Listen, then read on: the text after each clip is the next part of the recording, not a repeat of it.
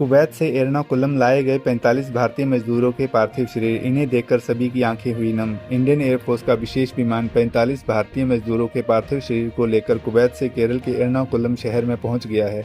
Airport में शवों को श्रद्धांजलि दी गई। इसके बाद शवों को परिजनों को सौंप दिया जाएगा। कुवैत के मंगफ इलाके में गुरुवार को एक बिल्डिंग में भीषण आग लग गई।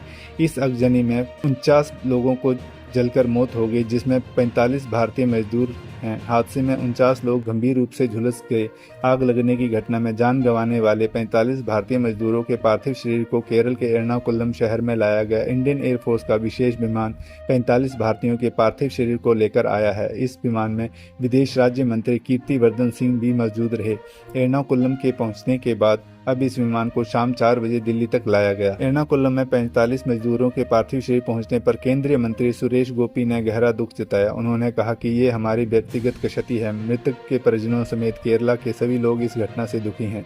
साथ ही उन्होंने कहा कि भारत अपनी भूमिका बहुत अच्छी तरह से निभाएगा, क्योंकि हमने हादसे की खबर मिलते ही कार्रवाई शुरू कर दी थी। भारत सरकार उचित कार्रवाई कर पीड़ित परिजनों को उचित राहत एवं सहायता प्रदान करेगा। गुरुवार को हादसे के कुछ घंटों बाद ही भारतीय विदेश राज्य मंत्री कुवैत पहुंच गए थे। उन्होंने शवों को जल्द ही भारत लाने के लिए कुवैत अधिकारियों से तालमेल बढ़ाया था। आगजनी में जान गंवाने वाले मजदूर कुवैत की सबसे बड़ी कंस्ट्रक्शन कंपनी NBTC में काम करते थे। जांच के दौरान पता चला कि जिस बिल्डिंग में आग लगी वह बिल्डिंग भी NBTC की ही थी। कुछ भारतीय मजदूर हाल में ही काम के लिए कुवैत आए थे। कई ऐसे भी थे जो दशकों से कुवैत में रहकर काम कर रहे थे। इंडियन एयरफोर्स का ये विशेष विमान मृतकों के शवों को अंतिम संस्कार के लिए भारत लेकर आया है। आगजनी में जान गंवाने वाले भारतीय मजदूरों में से 23 केरला से, 7 तमिलनाडु से, 2 आंध्र प्रदेश और ओडिशा से थे। बिहार, मध्य प्रदेश, कर्नाटक, पश्चिम बंगाल, पंजाब, हरियाणा, झारखंड और उत्तर प्रदेश से एक मजदूरों की हादसे में जान गई है।